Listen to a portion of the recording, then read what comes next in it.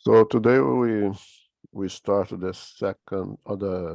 second meeting of the studies of the medium's book. This is very preliminary analysis of mediumship. We need to put ourselves in the historical context of when the book was published. Basically, there was the Spirit's book, and then this book comes in. Not even the mediums knew of their own mediumship because there was no guidelines, there was no teaching with basis on science, with basis on reason. There was a lot of superstitious stuff out there. Spiritists did not invent mediumship. We know that very well. There has been mediums and mediumship meetings before Spiritism throughout history. Although they may call it in many different ways, although they may associate those things that was happening to supernatural, to extraordinary phenomena. And what Spiritism bringing is put everything in the perspective of reason and of science. So what perhaps should be the conclusion of the readings today? I'm going to start with perhaps the conclusion of what we've been seeing here. So one, Kardec is not trying to prove anything to anyone. Kardec is not trying to convince anyone of anything.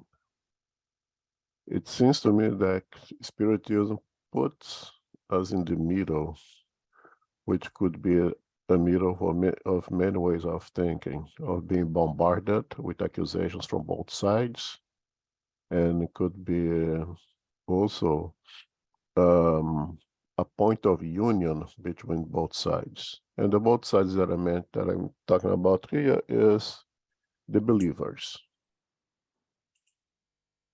Those who believe without questioning, those who believe in the superstitious, those who believe because they witnessed, but they have no idea what they witnessed. And those who are hardliner non-believers, those who refuse to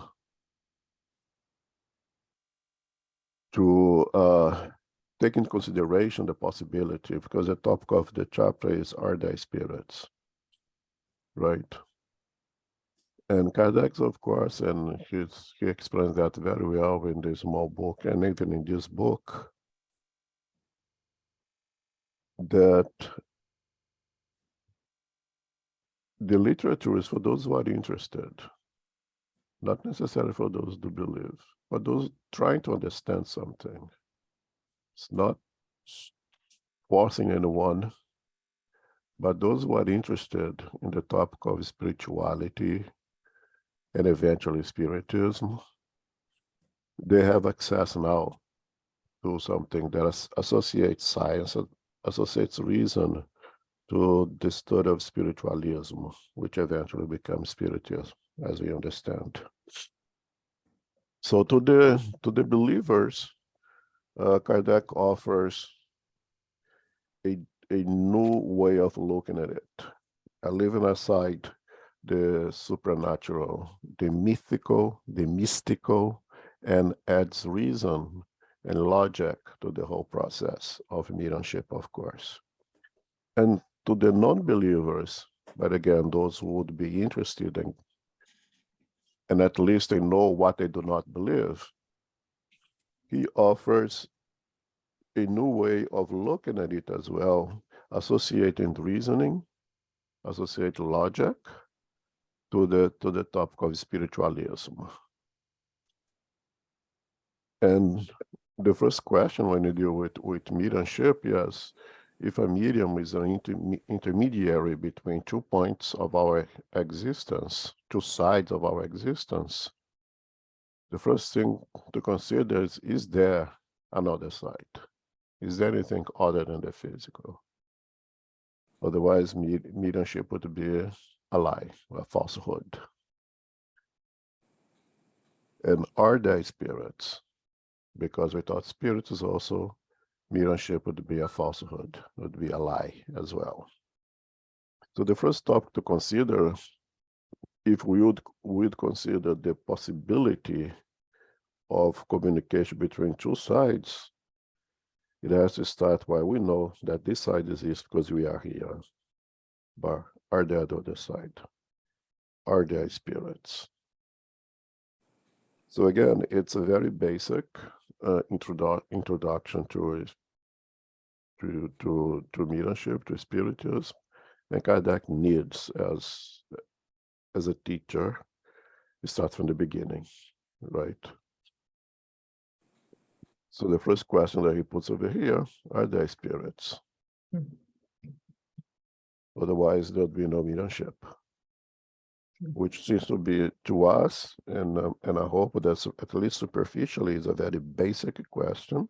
It is something that perhaps should not even waste our time in reading it and jump into the mediumship proper. But I'm sure that we'll find things over here that are of relevance for each one of us individually. We can start the reading. Okay. Chapter 1. Are there spirits? Number 1. The cause of doubt regarding the existence of spirits is due primarily to ignorance of their true nature.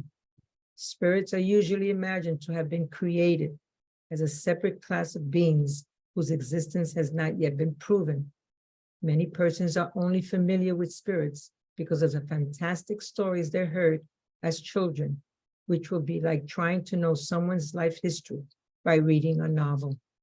Apart from the absurdities that upset them, they do not try to find out if these stories, if divested of nonsensical accessories, might have some basis in truth. They do not want to put forth the effort to remove the bitter shell of the nut in order to get at the kernel inside. Therefore, they reject the whole as do those involved in religion who, upset by certain abuses, include the whole matter under one and the same condemnation. Whatever our idea about spirits may be, such belief is necessarily based on the existence of an intelligent principle apart from matter. This belief is incompatible with the complete denial of such a principle. Therefore, we take our departure from the existence, survival, and individuality of the soul, of which spiritualism offers us a dogmatic, theoretical demonstration, while spiritism offers a patent demonstration. For the moment, however, let us set aside spirit manifestations per se and reason by induction. Let us see what consequences may result. Thanks. So as I said before, let's imagine that spiritism is right in the middle, right between two tactile philosophies, one of the believers, one of the non-believers. That's prior from spiritism. There was one time in our lives that most of us, at least those who grew up in the Western society, believed in Santa Claus. Mm-hmm. It made all the sense in the world to believe in Santa Claus was at one point in our growing up, so to say. Until we start to question it. As you mature, we start to question it. Now, as we mature, you will start to question, and the society among us, or our parents or whatever, insists that Santa Claus exists and insist that you should not abandon this belief and continue to believe the existence of Santa Claus. Eventually, most of us would rebel against it. And what is the reason for that? It's because you mature intellectually to the point that the belief of the Santa Claus would be completely unreasonable to our intellectual maturation.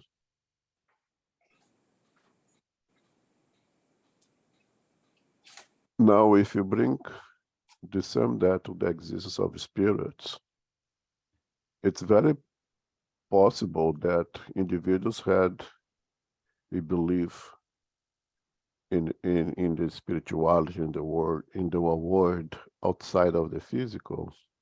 But when they start to question, they didn't find the answers, or the answers given to them was incompatible with reasoning, was incompatible with the intellectual maturation of those individuals. So they rebel against it, or we would rebel against it. Becomes to a point that us as grown-ups would not accept being subjected to a belief in something that is incompatible to our reasoning. No one here would now believe in Santa Claus.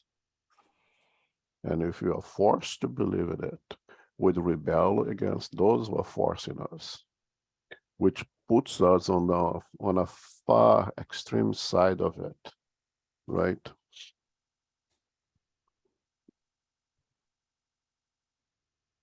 And ignorance is basically on both sides, on the believers who believe without applying reason to it, and an ignorance of those who absolutely reject without even giving it an opportunity to reason on it. So most of the disbeliefs, so to say, in the spirits come from ignorance, because at one point we actually had that belief, but as we mature, at least intellectually, we will generate questions. The process of learning is a process of open one door, and that door opens to another 1,000 doors. So it's, you answer one question, and that answer generates 1,000 questions. And for each one of that 1,000 that you open, it opens another 1,000. That's why you never stop learning. The more we know, the more you understand that you know nothing. As soon as you figure one thing out, that answer generates more questions than what you had before. And if you don't find those answers, or if you are dogmatic, there is dogmas that prevent you to exercise your free will, that stops you from questioning, you just abandon those unless you are forced to.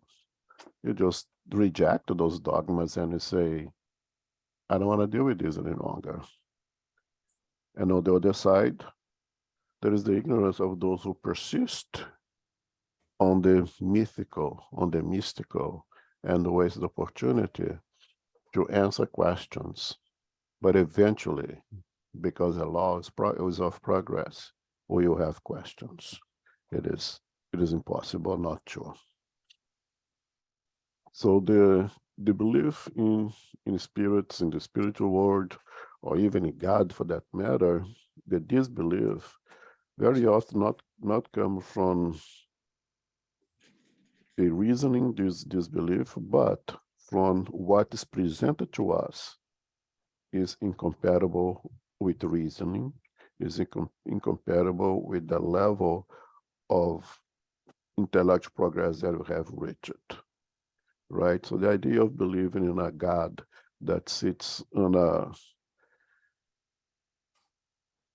throne made of cloud and stays up there judging and demanding things from us and tell us what to do and not to do, did to a point that we cannot believe in this God anymore. And if we don't have an alternative, if no one presents to us a different idea of God, we stop to believe in God. So the fantasy, the mythical, the folklore, the fabulous, it stops to be compatible with reasoning, stops to be compatible with our advancement. And so we choose not to believe. And to go back is hard. Again, let's go back there 1,000 times. It's better to reject the truth than accept one lie. When you are convinced that what was presented to you is a lie, and you don't have an alternative, it's hard to start to believe something again.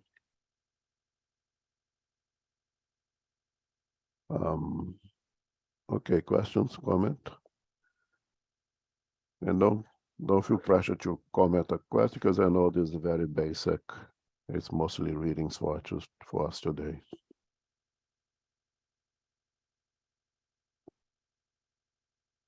We can continue. Okay. Number 2, if we believe in the existence of the soul and its continued individuality after death, we must also believe that, 1, its nature is different than that of the body, since once separated from the body, it can no longer retain its material properties. 2, it possesses its own consciousness because it is subject to happiness or suffering. Without consciousness, it would be an inert being, and thus its existence would be meaningless to us. If we believe this much, then it is obvious that the soul must go somewhere after death. But what becomes of it, and where in fact does it go? According to common belief, it either goes to heaven or to hell. But where are heaven and hell? It used to be said that heaven was up above and hell was down below. But where is up above and down below in the universe, since we know that earth is round and that heavenly bodies turn in such a way that for us, up above and down below are reversed every 12 hours, and that the infiniteness of our space can be probed to incommensurable distances? Is it true that we can understand low places to mean the depths of the earth? But what are such depths nowadays after they have been excavated by geology? Moreover, what should we understand by those concentric spheres called the heaven of fire and the heaven of stars, since we have learned that our planet is not the center of the universe, and that our own sun is only one among millions of the other suns that shine in the infinite, each one being the center of its own planetary vortex. What has become of the importance of Earth now that it has been lost in the immensity of space? And by what unjustifiable privilege would this unperceivable grain of sand, distinguishable by neither its size nor its location, nor any particular role in the cosmos, but the only one inhabited by reasoning beings? Reason itself refuses to accept such a wastefulness of the infinite, and everything tells us that other worlds must also be inhabited. If they are inhabited, they too furnish their own contingents to the world of souls. Once again, however, what will have become of souls now that astronomy and geology have destroyed their assigned dwelling places, and especially after the rational theory of the plurality of inhabited worlds has multiplied them infinitely? Since there is no agreement between the doctrine considering where souls are located and the scientific data, we must accept a more logical doctrine, one that does not ascribe them to any particular circumscribed locale, but which locates them throughout universal space. They form an invisible world wherein we live and which insensibly envelopes and surrounds us. Is there anything impossible in this, anything repugnant to reason? Absolutely nothing. Rather, that everything tells us that it can be no other way. But what becomes of future punishment and reward if you remove the specified places where they occur? Notice that the notion of punishment and reward usually results in disbelief because of its presented under conditions that can no longer be accepted. Instead, we should state that souls derive from their own happiness or misfortunes from within themselves, that their fate depends on their moral condition, that the gathering together of good and attuned souls is a source of bliss, and according to their degree of purity, they perceive and foresee things that are inaccessible to less evolved souls. Then everyone will understand the matter without much difficulty. Additionally, state that souls only reach the highest degree through the efforts they put forth to improve themselves and after having endured the necessary trials required for their purification. Moreover, state that angels are human souls who have reached the highest degree, that all souls will reach that degree if they so will, that the angels are God's messengers, charged with overseeing the execution of the divine plan all over the universe, that they are joyous at fulfilling such a glorious mission, and that you will have given their blissful state the purpose that is more attractive than the perpetual uselessness of eternal contemplation. Finally, explain that demons are merely the souls of evil individuals who have not yet purified themselves, but who, like all others, may finally reach the state of purity, and such will seem more in harmony with the justice and benevolence of God than the doctrine of beings who were created for evil and were irrevocably doomed to it. Once more, therein lies what the most demanding reason, the most rigorous logic and common sense can accept. As we have seen, the souls that populate space are more precisely what we call spirits. Hence, spirits are merely human souls that have been freed of their corporeal envelope. If spirits were created as separate beings, their existence would be more hypothetical. However, in accepting the existence of souls, we must therefore accept the existence of spirits, who are nothing more than souls. If we accept the fact that souls are everywhere, we must equally accept the fact that spirits are too.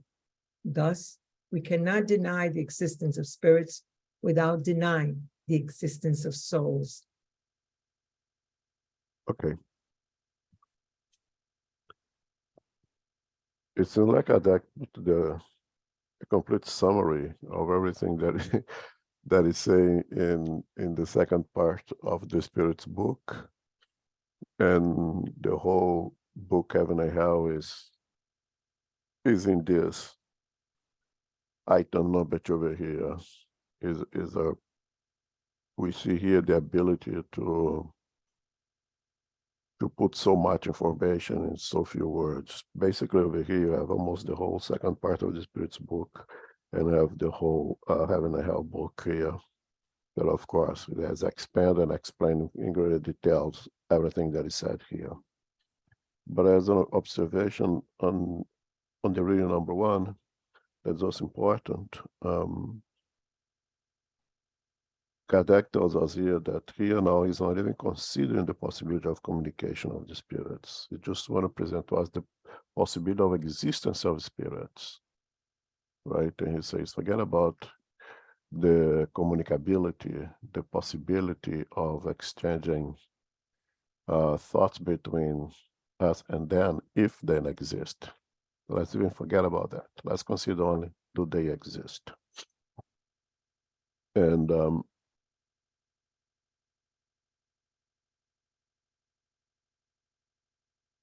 it seems to me that specifically in this topic over here, he is addressing those who believe in the existence of something that persists the physical body, that continues after the physical body. And it seems to me that he's combating established concepts, dogmas of what it is, this thing that continues to exist after the physical body dies, right? And as I said before, if you look for answers, you cannot find them. If you look for answers, but you got stopped into dogmas. And again, remind, the dogma is a statement that you cannot argue against, that you must accept as it is and shut up, basically. once you mature, once you grow up intellectually, we would not accept dogmas anymore.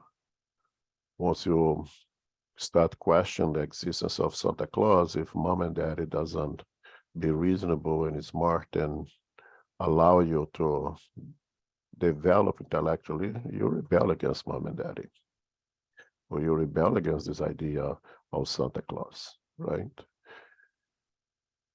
And perhaps you say, well, if Santa Claus exists and lives in the North Pole, let's take a trip over there. Let's go find this beautiful castle where it has to be very visible to everybody. If all those toys is made over there, and they have to, they have to deliver the goods to make those toys, those wonderful things. Let's go find it. That's reason. That is using intelligence. That's having a scientific methodology. Let's experiment. Let's go find Santa Claus in North Pole.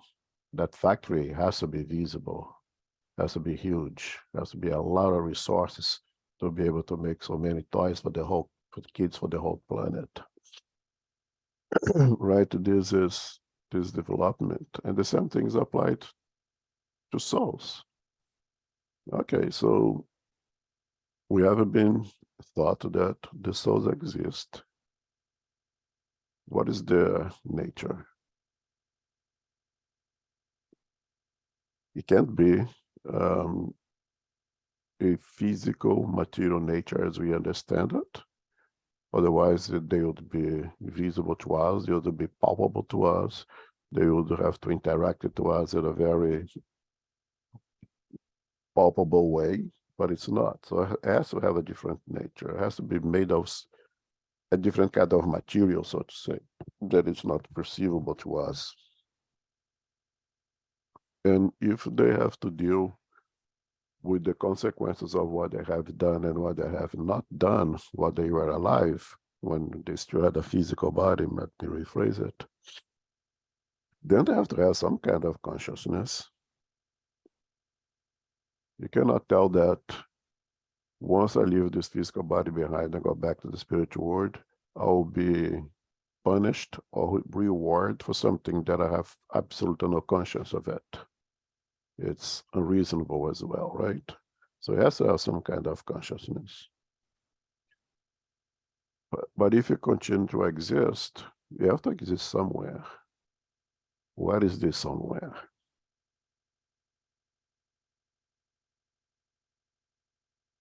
So there is the idea of heaven and hell. But now we have science.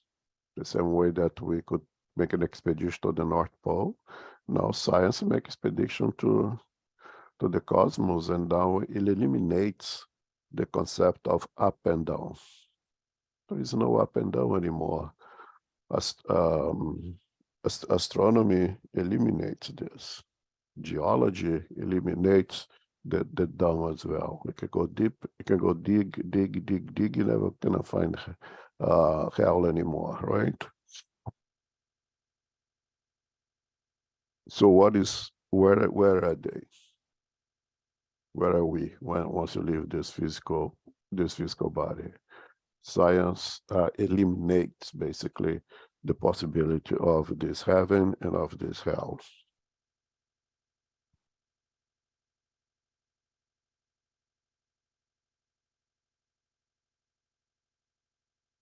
And then there is considering the nature of the spirit in relationship to our moral values.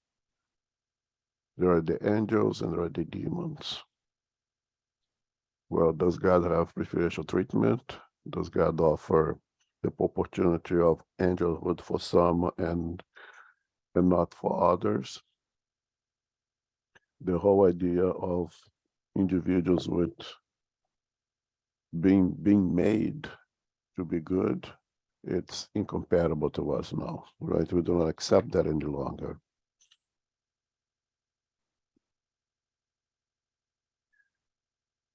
It's a lot more reasonable that having consciousness, as is pre-established now with this reading, because we have to deal with the consequence of our actions, okay, that conscience will lead us to different parts of existence in this in that other side, whatever that other side is. And have consciousness predispose that you have ability to reflect and make changes. So the idea of being good forever or bad forever, or being punished forever, or being rewarded forever doing nothing, is also unreasonable with the concept that you have of God being all love and no justice, right? So it does eliminate the idea of angels and demons as well. And then you open the question, so where do we stand now? Right? And Kardec brings this, well, the most logical thing for us to reflect is that the spirit does not have any specific place to exist. We have this universe in expansion. We have a uncounted number of planets and stars and everything else. I don't know if it's infinite, probably not, but we know that is in expansion. And science has shown to us that our planet Earth, although is the most important, the only one that will really be concerned right now in our existence, is still a tiny little planet, and there is many others out there. It is reasonable to consider this the only one inhabited,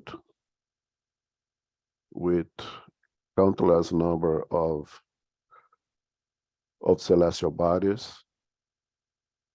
Why would be only planet Earth? It's not compatible with reason also that exists, that only one little tiny, that such a small planet would be inhabited by intelligences. So the most logical consider that other celestial bodies also inhabited, the plurality of the worlds out there. It does open our mind to consider spirits, the existence of spirits in a more reasonable, logical way, right? Not fantasy, not mystical, but with reason, the same way that now we will eliminate the possibility of existence of Santa Claus, but you consider the possibility of someone else in this physical world bringing gifts to kids at Christmas season. It's just an application of reason. So it seems to me that here Kardec addresses really those who believe in souls. And now he seeks to explain souls' nature, where they live, the conscience, the ability, the possibility of changing, and the impossibility of perpetual punishment, and again, the perpetual doing nothing for sitting on a cloud, and brings reason to the whole thing. And he concludes as we have seen the souls that populate spaces are more precisely what we call spirits. Call it whatever you want. If the church is to call it souls, we're gonna call it spirits, but does it really matter? Hence, the spirits are merely human souls that have been freed of their corporeal envelope. If spirits were created as separated beings, their existence would be more hypothetical. However, in accepting the existence of souls, we must therefore accept the existence of spirits, who are nothing more than souls. And if we accept the fact that the souls are everywhere, we must equally accept the fact that the spirits are true.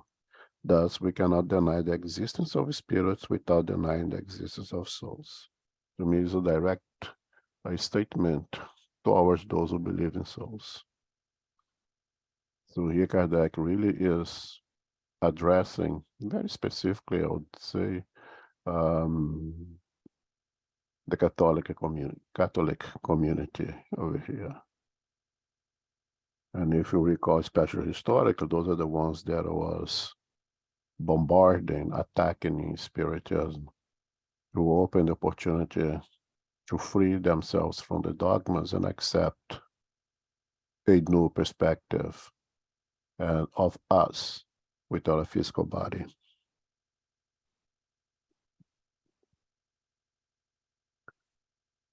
Okay. I think it's important for us to understand here what Kardec is trying to do, right? He's building, as a scholar, he's building the blocks of a doctrine. What does it tells us that been studying Spiritism for a while or have just started, right? It gives us the tools to solidify our belief and understanding of what Spiritism brings to us, and also the tools to discuss it with those that are open to entertain the discussion. Again, if someone either is an atheist that is not open to any discussion, or someone that is very religious, and accept all the dogmas that their religion impose on them, then there is not much for us to discuss, because we are going to be throwing pearls to pigs, as Jesus told us not to do, right? So this is basically for us to reinforce and build our knowledge and understanding of Spiritism, of the existence of the spirits, and of the concepts, the logical concepts that the doctrine is built upon, and to prepare ourselves for possible discussions with those that arrive at trying to understand Spiritism, or are curious to know what Spiritism brings to them. And again, this is not the idea is not to transform people in Spiritists that are not not even thinking about it, but to give us tools to have healthy discussions with those that are interested. Okay. I just have a comment, if I can. Sure, please. On the page before this one, on the middle of the page, he mentions something about but what becomes of future punishment and reward if we move the specified places where they occur. So I guess to me it was interesting, because he, past cultures, or maybe a little before we started, there's an idea that we have to assign a specific locale for punishment reward, right? And I think he brought me to mind the idea of Nelson Mandela, right? I mean, this is only one example that's public, but he said he was in prison for many years, but he was never in prison, right? Because his mind was free, and it is an act of resignation on his side. So that in itself is an example of somebody that punishment is really not circumscribed to a locale, right? And it sort of kind of like helps to clarify this idea that is based on the conscience, right, of each one. We had seen examples in this lifetime of people that has been circumscribed to or had their freedom taken away, that could be seen as punishment, right? And I'm sure there's times where he felt that, but he was public to say that he never felt that way. So it sort of went down the drain, the idea of trying to imprison him and sort of punish him for something that he was not even guilty. But this idea of like the conscience is always what dictates, the state of the spirit. Yeah, I think that's a great point. Thank you. The same thing has been said. Socrates said the same thing when he was imprisoned, when his friends went to visit him and said that he is in prison. Said, "Me? Prison? What are you talking about? I still have my ability to think and think. They are the one who are in prison, who had their minds so in boxes and not able to open it. Paul of Tarsus said the same thing once he was in prison and had the opportunity to leave when there was somebody set the place on fire and everybody escaped, and he chose to stay. He's the one who did not leave because he stayed the same thing. I'm not in prison. I have nothing to run from. So it's been said before, but yeah, brilliant minds like Mandela, absolutely brilliant mind, a great example for us to follow. And when it comes to the idea of this established geographical location, so to say, right, or planetary locations, whatever you want to say it, for rewards and punishment, it's one thing. And as much as I know, it's possible there are individuals who came from absolutely non-belief, absolute atheism, into spiritualism. From what I know, most of the ones individuals who come from comes from something else, already from a sect of beliefs, not completely disbelievers, right, or non-believers. And great majority, let's say at least in Brazil or perhaps in France, there was that the Catholic had such strong hold. Most come from the Catholic beliefs, who had all those very strong dogmas that you could not contest, that you could not question, that you had to accept, like it or not. That you had to accept if reason does not agrees with more of those dogmas. You have to believe, accept, or completely leave the church, right? At least at the time of Kardec had that option, right? And before Kardec, there was not even that option you had. You have to be a part of that sector. And the belief of this geographical location, so to say, for us to be punished or for us to be rewarded, was very strong. It was very strong. And to leave those ideas behind is extremely difficult. To abandon something that is so strongly reinforced in you, it's not that easy. One really has to be free-minded to abandon those beliefs, or even not a belief anymore, because now you are intellectually more evolved, that you don't really kind of believe, but you don't have an option. You don't have an alternative. No, I believe in the existence of soul, and soul has to go somewhere. And the idea that always given to me from generation to generation, that yes, those somewhere is go to heaven or go to hell, or stay in the purgatory, in the limbo over there, right? To free ourselves from those ideas is extremely difficult. And science come and give us a big, big help with that. And then in the books Heaven and Hell, you see the examples and a much further philosophical analysis of where do we go from here. Right, it will make completely sense. But again, to liberate ourselves from those very powerful dogmas, so imprinted in our makeup, basically, it's not easy. One really have to struggle to free themselves. And if that's already hard, can you imagine come from a belief in absolutely nothingness? So as much as I know, at least, most of the spirituals come from some kind of belief in already. And most that I know come from the Catholic belief.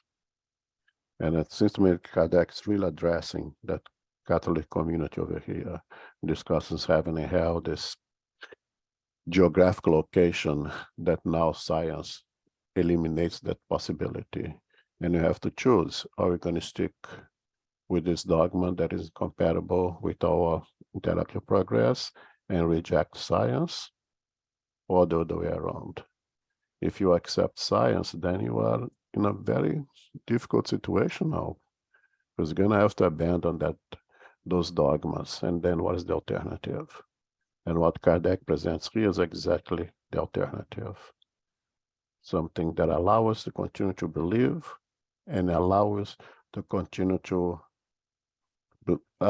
work with science that does not reject what science presents to us. There is a story about Mandela and one of the guards of the prison. That it's in a book, and then they made a movie where Mandela, teaches this guy about life and helps this guy throughout the time he's in prison. And you see there what you just said, right? The one that is in prison is the guard himself. In his mind, he's in prison. Mandela is not a prisoner. And again, you said he's in jail, but he has a clean conscience. He knows he's not guilty, right? And what dictates our punishment is our own conscience, right? So I think that you brought a great example that we need to bring it more and try to understand better, because it's an example on how you can survive because you have your mind free of the external influences, right? They can cause you pain, but they cannot cause you suffering, right? Because your mind is clear. And I agree. I think it's again, it's Kardec continues to build, right? What are the concepts, the building blocks that is going to allow us and help us to go further into the studies of the relationship between the physical world and the spiritual world.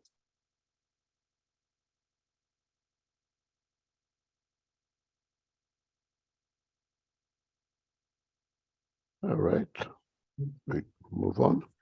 Okay. Number 3. Of course, all this is no more than a theory that is more rational than any other, but it is a theory that contradicts neither reason nor science.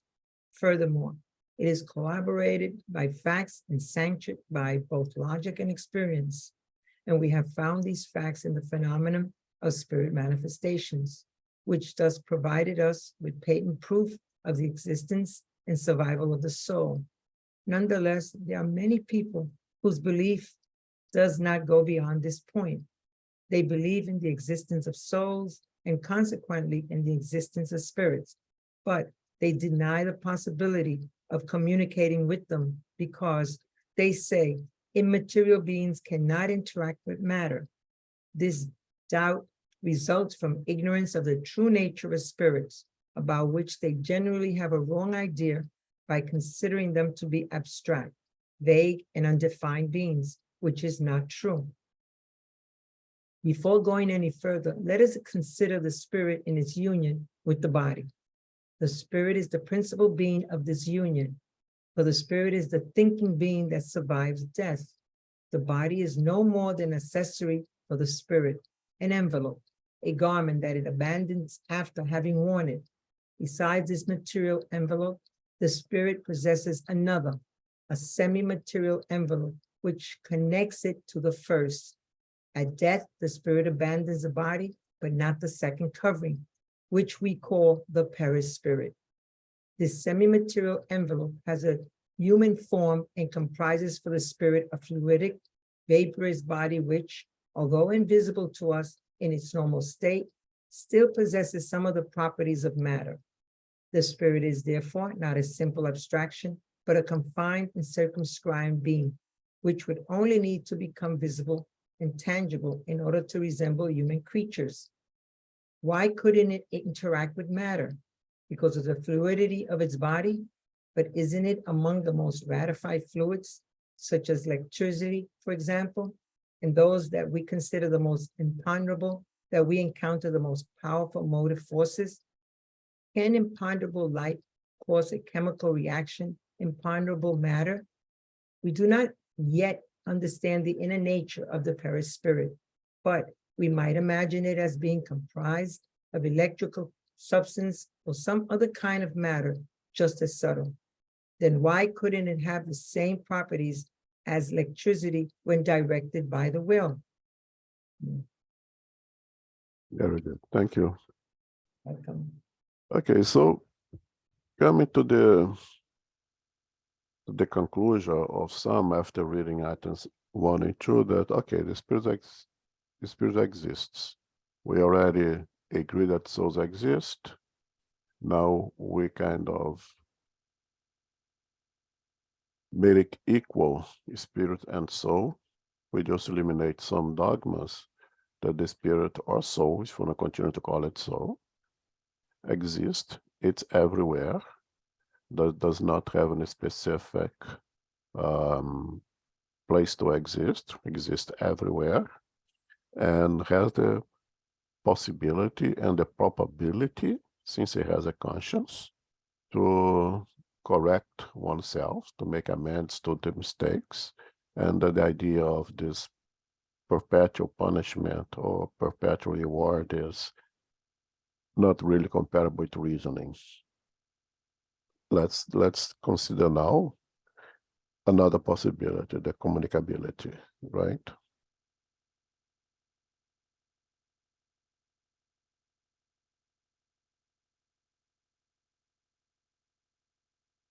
Kardec says over here that we don't have all the answers.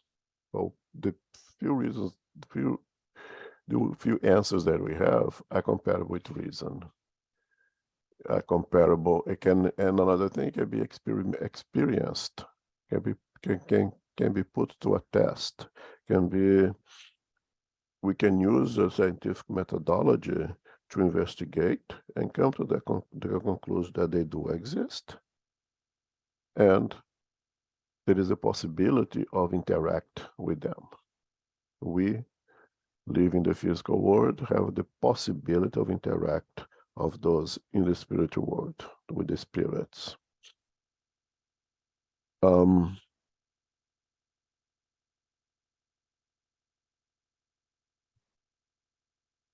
there will be those who we pass to 1 and 2 that I just read and say, okay, you want to call spirits, soul spirits, okay, I agree. And I agree that they perhaps exist everywhere, and I agree that perhaps they can actually progress and make amends for their faults. But the possibility of interaction, that is too much. Now you're asking me to take too much on my plate that I cannot accept. I can agree with you that the spirits exist, but that we can interact with them, it's impossible. And it's impossible because of the makeup, the nature, okay? And it says here, they deny the possibility of communicating with them because they say immaterial beings cannot interact with matter. Not bad. Rather reasonable, right? I think it's very logical that let's assume we, as being open-minded, as being open to new information at that time of the day, 1860s, in France at that time, would have a think like that. Okay, so spirits exist, but from that we can interact, that beings with no matter can interact with beings with matter, that is asking too much. I think this is quite reasonable. It's perhaps quite a great step forward. Now I understand the spirit exists, but no. We cannot communicate with them because they are immaterial being. In order to bring to us the possibility of that interaction, there is the importance of the introduction of a new concept, a new information for us, which the idea that indeed the spirit may be immaterial, and it is. it's not stated here clearly. The spirit does not have a form, and it does not. But the being without a form, the being that perhaps you know absolutely nothing about today, it's not just like air in the space. It is associated with some kind of matter. The kind of matter that we do not understand very much yet, the kind of matter that you can assume that it's ethereal, the kind of matter that we can assume it's not visible to our physical eyes, and it's not. The medium, the seeing mediums, they don't see with the physical eyes, they see with the perispiritual eyes, right? So Kardec now introduces the idea of a semi-material envelope which connects the physical and the spirit itself, what we call now perispirit. We all heard about perispirit. We've been reading and discussing perispirit for the last 20 years. It's almost second nature for most of us. I hope it is. I can imagine 1860s. Somebody came, okay, you already had a hard time to come to the conclusion that spirit exists. And now the introduction that exists a spiritual body that is a layer, so to say, between the spirit, without a form, without anything, and the physical body. Now you have this Kardec's over here, semi-material. Now you know it's not semi-material, it's material, right? But with a kind of matter that it's not as we understand as more dense matter. It's a big jump. It is a huge introduction of something for us to consider, this perispirit. And we see here the importance, why spirituals have become so late. Well, so late is relative. Why it's so late in comparison to eternity, right?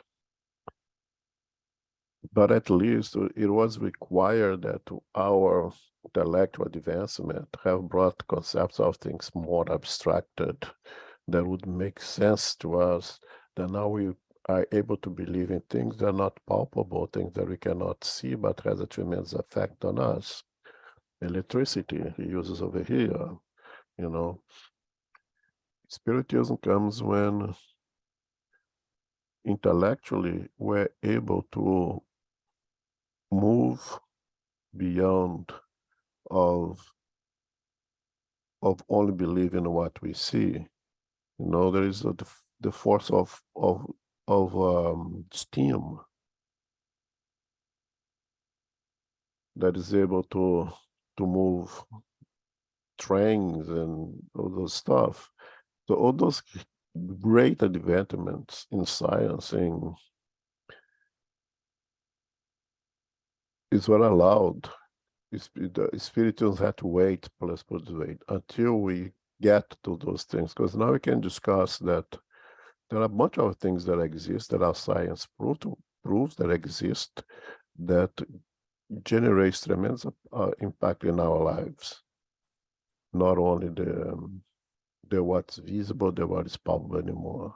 So the idea of a perispirit now, we are more likely to accept than before those advancements of science, right? And it's a huge, huge introduction of something that changed the whole idea, because now the spirit, although the spirit itself is still amorphic, but that amorphic thing, that there is the intelligence, that holds the intelligence, that holds the character, that holds the memories, that holds the conscience, has an instrument that allows it to interact with the physical. And that instrument we're going to call here a perispirit, or a spiritual body. That at that time, and even now, we didn't know much about it. It's still very much unknown to us. Its nature, we know a lot of perispirit more than they know there, but we don't know very much yet.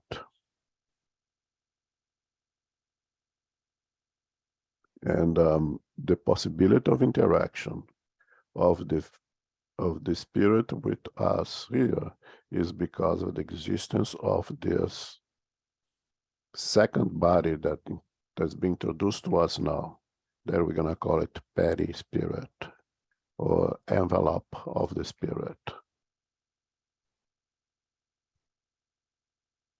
All right. We are not going to discuss and study perispirit right now, because it will have its own dedicated chapter for us to hopefully expand a little bit more on it. For those that are curious and want to anticipate, you can go to chapter 14 of Genesis, where Kardec discussed fluids, and then formation and properties of the perispirit. And you can go also to Evolution in Two Worlds by André Luiz, through the psychography of Francisco Xavier and Valdo Vieira. Chapter 3, Evolution and Spiritual Body, that talks about the perispirit. It's, again, we are going to come back to this in the Medium's book, but if you want to anticipate your studies, of course, we know through the information brought by André Luiz and by other spirits, we know more about perispirit today, of course, than we knew back then. We have much more information and much more understanding of it. Different than mediumship, that was not invented by spiritism, was just studied by medium spiritism. Perispirit, the word perispirit, was invented by Kardec. Kardec was the one that created the word perispirit. You won't find it outside spiritism. People will have no idea what you're talking about. So that's why we tend to use outside spiritism, spiritual body, because then it makes it easier for people that are outside spiritism to understand. Just clarify, the word was invented by Kardec, okay? The perispirit is already known throughout history as well. The Egyptians know, they don't name it Ka. The Greeks knew of it. What spiritism brings to us is a reason and applied to science. Was already known before. The name, as we know, perispirit, that was invented by Kardec, yes. Yeah, that was, if I was not clear, that was my intention. Yes, Yes. Word. Yeah, because it's the word you only find in spiritism. You don't find outside spiritism. That's why it's important to reinforce the idea that whenever you talk with someone outside spiritism, you may want to use spiritual body, because it may make it easier. You were clear. I just want to make sure that the idea, the concept of an intermediary body already existed before Kardec. Yeah, actually, it was called Ka, right, by the Egyptians. But the Egyptians called it Ka, yes. Yeah. K. I believe Paul of Tarsus called the astral body. Astral. Paul of Tarsus, yes.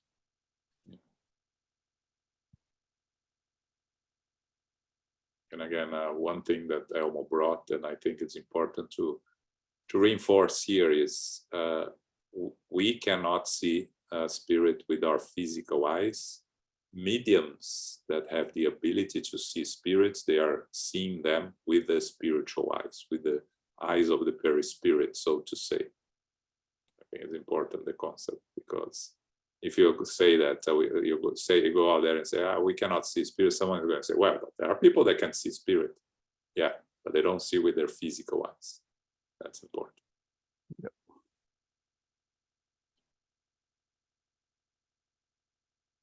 But you understand here, this is a big is a big step, right? Moving forward, associating science to spirituality. The concept of this intermediary body, so to say. Yeah, and these days that people are questioning science more and more, it's, you know, spiritism reinforces our idea that we should stick with science. Yep.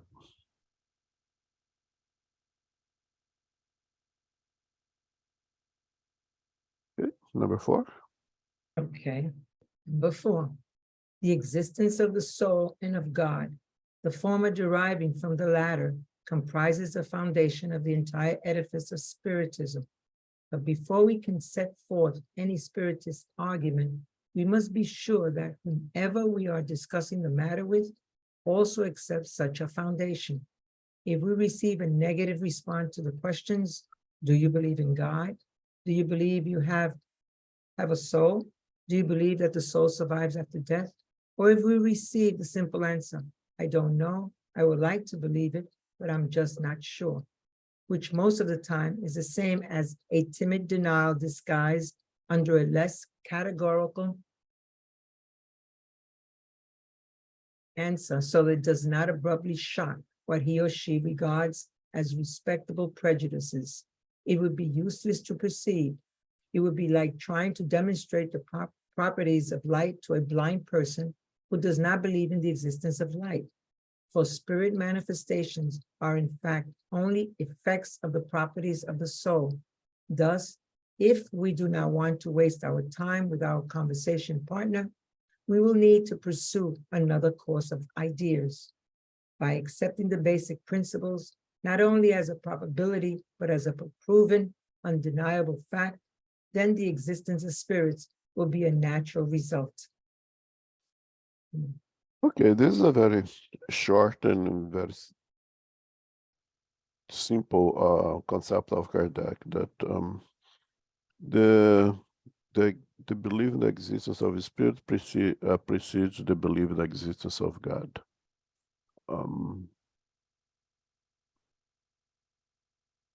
And the idea of God being all love and all justice, it won't really make sense in using reason when we accept some of the teachings of spiritism, the existence of the spirit, the possibility of the spirit's progress and not being confined to perpetual punishment. I mean, what is the justice? What is the love, right? Why some are born this way and others are born that way, and some defects and no defects. So the whole idea of spiritism does only make sense with monotheism, existence of one and only God, right? And that we should not be really being trying to force people in something they're not ready to accept. We not throw pearls to pigs, as I had mentioned it already, but respect everyone else. The same way that you try to convince the 4 years old that Santa Claus does not exist is arrogant, it's counterproductive, and it's hurtful. It can only cause harm. If that's us the age to believe Santa Claus, it makes all the sense in the world for that child. Let it grow out of it on its own, and it will happen, right? Anything on the contrary would be forcing an issue that everybody loses. And that's basically what Kardec's telling us here. Making asterisks on that, we had in our center for a long time and for many years was a very good person, was someone who took 2 kids on the street and raised them as his own, who absolutely believe in Jesus Christ but does not believe in God. He would participate in our meetings. He understands the concept of spirits of mediumship. He didn't participate in mediumship meeting, but he could never believe in God. And he was working his way to come to that belief eventually. That is one rare exception, okay, that kind of goes against what's saying over here. And I'm bringing it because perhaps someone, maybe one of us here, have a hard time in understanding, not understand because we don't understand God, but believe, truly, sincerely believe in God. It's perhaps possible, but I would say it's extremely rare and very hard for me to imagine. But I had one example that I just mentioned here.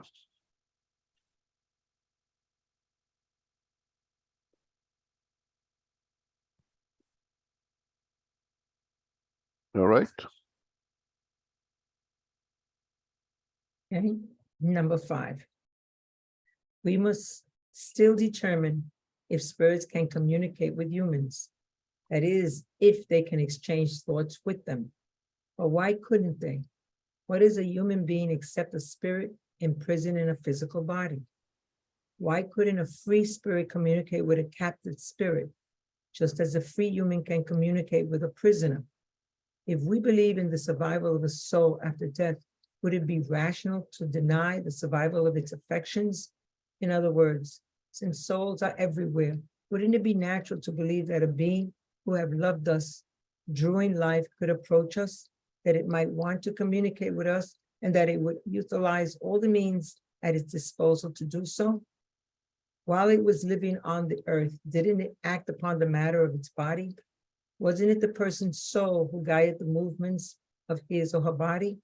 Then why, after death, would it be prevented from expressing his thought in conjunction with another spirit who is still linked to a body, just as a mute uses a person who can speak in order to be understood? Okay. So this is really big leap, in my opinion, steps that Kadak's taken here and jumped from came to prerequisite 1, believe in God. 2, the belief in souls, even if that belief in souls is based in dogmas, okay, that eventually become unreasonable, becomes incomparable with our intellectual progress, and then you need an alternative. And then the alternative is presented. Yes, those what you call souls are actually spirits. It's us without a physical body, and they are everywhere, and they have a conscience, and therefore they are able to continue to progress. They eliminate the idea of hell. So you see the build up block by block, right? And and now a huge, I think, step, a big leap here, the concept of this intermediary, what he calls then semi-material body, that gives the spirit, the amorphic thing, a form, that give the spirit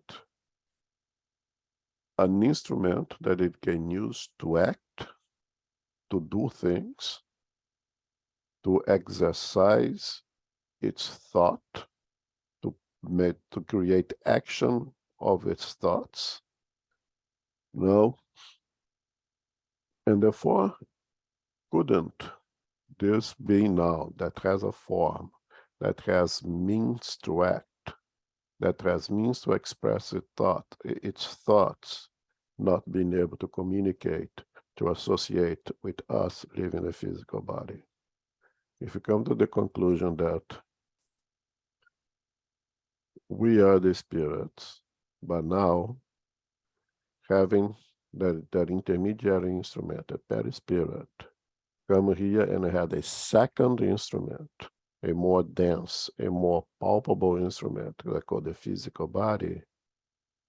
And this physical body puts tremendous amount of limitations on the ability of the spirits to act on its thought, being like someone in prison. Because if you take any one of us and put us in a prison, Mandela just used the example, Socrates said the same thing, I'm free because I still can think. And say that the spirit is like a prisoner confined in this spirit, in this physical body, or have limitations that this physical body imposes, why can we, spirits in prison, so to say, associate with spirits that are free? Can those who are in jails receive their loved ones that come to visit? Why could not happen in a more ample way? The possibility of those spirits who loves us, who care for us, to approximate to us and pass to us the energies of love, pass to us the energies of consolation, pass to us the thoughts of do the good, do the right. And of course, we bring everything to the positive side. We know very well that unfortunately going the other direction is also possible. Because if I only have bad thoughts, the only thing I can pass to people are bad thoughts, right? Why can't we have that, at least the possibility of sharing our thoughts with our loved ones? And if that happens, what is it if not mediumship?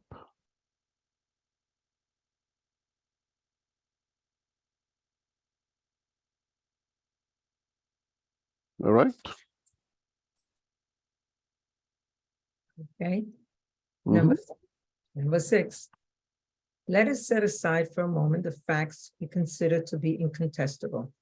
Let us believe in the communication with spirits as a simple hypothesis.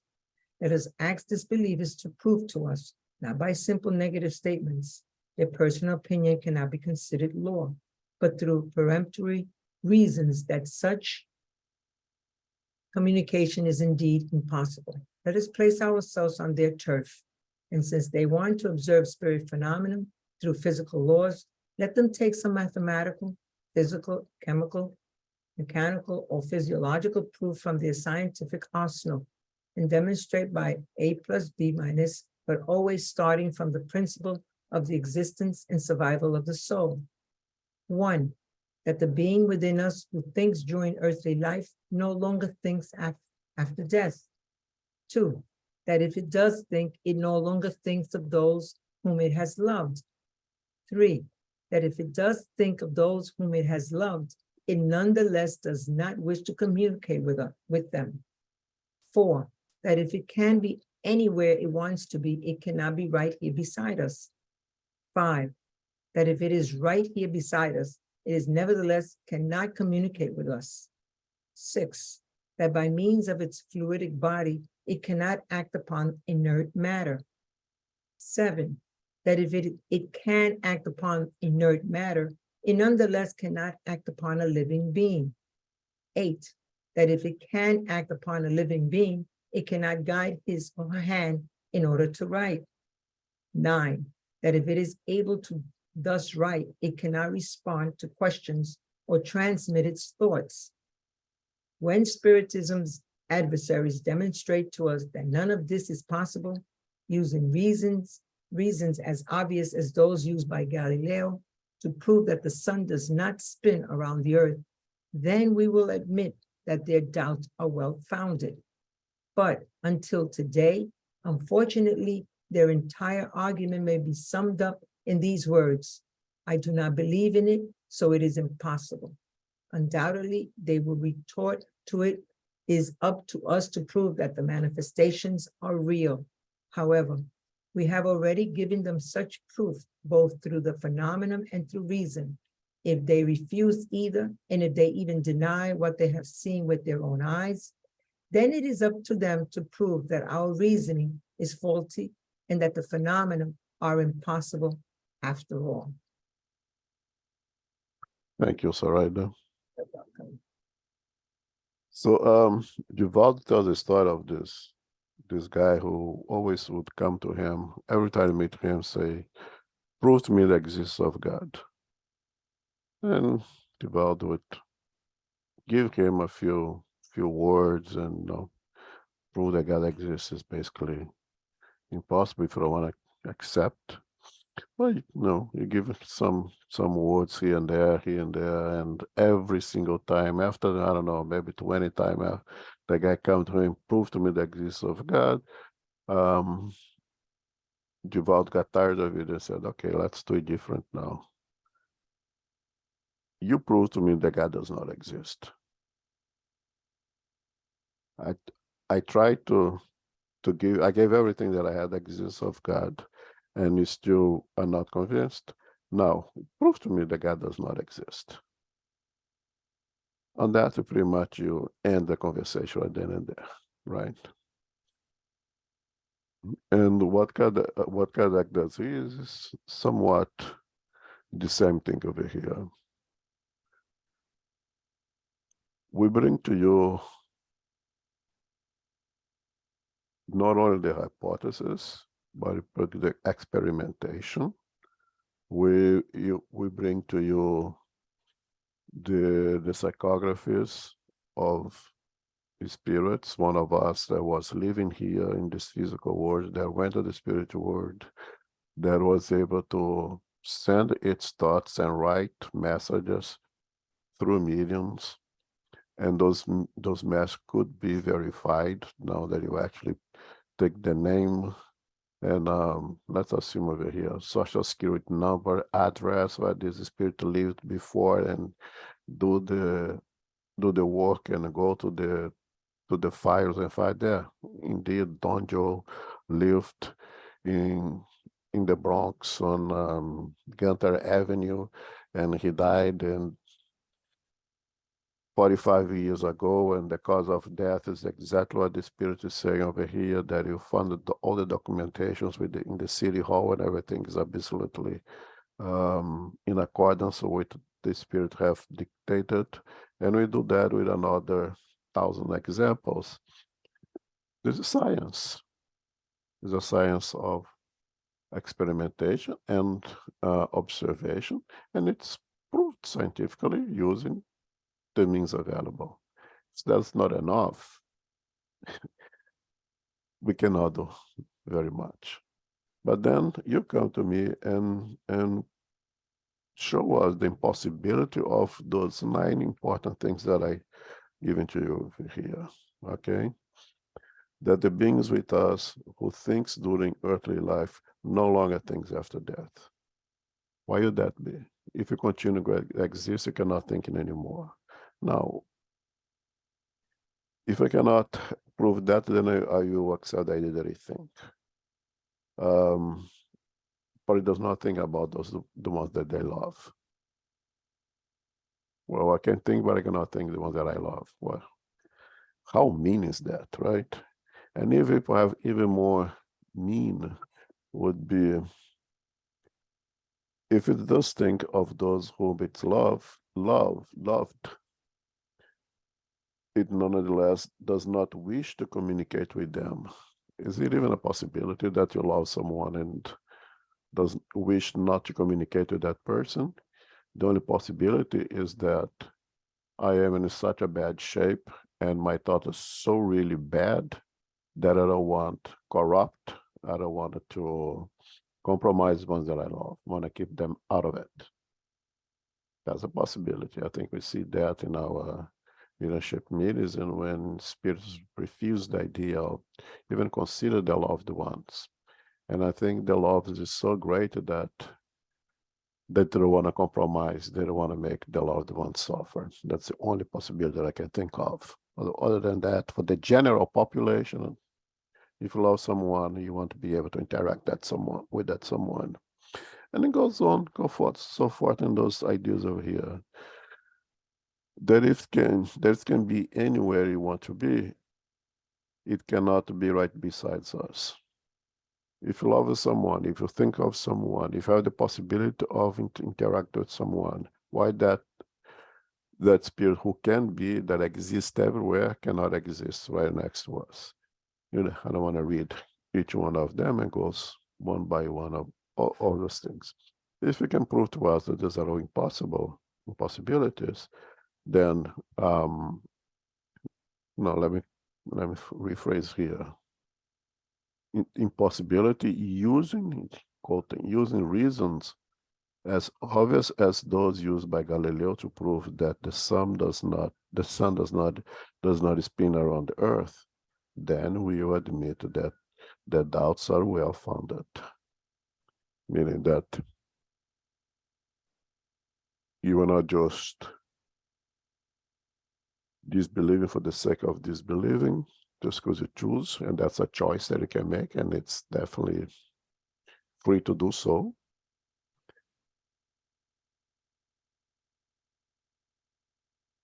That you are not free-minded enough to liberate yourselves from preconceived ideas, not free-minded enough to overcome the strongholds of those dogmas and accept something that is more reasonable. It's also a choice. So if you choose not to believe, there's nothing that can be done about that. Regardless of the reasons that you choose. There's nothing that one can do about it. For those who are considered the possibility, then you have this wonderful tool in this doctrine that help us to develop a reasonable belief and then transform that the reasonable belief into understanding. And that is the goal, that is the objective of the doctrine, is to make us understand, more than just believe. Because again, at one point we all believed in Santa Claus. And what the Kardec brings to us, the doctrine brings to us, is the tool, the means was transform our beliefs and disbeliefs into reason. So now you understand. So again, in the very beginning I said the way spirit is kind of in the middle. Those who believe, but believe in fantasies, in dogmas, in the mystical, in the mythical, and on the other side, those who disbelieve completely. Spiritism offers for both equal, the same opportunity to transform belief and disbelief into understanding, into knowledge.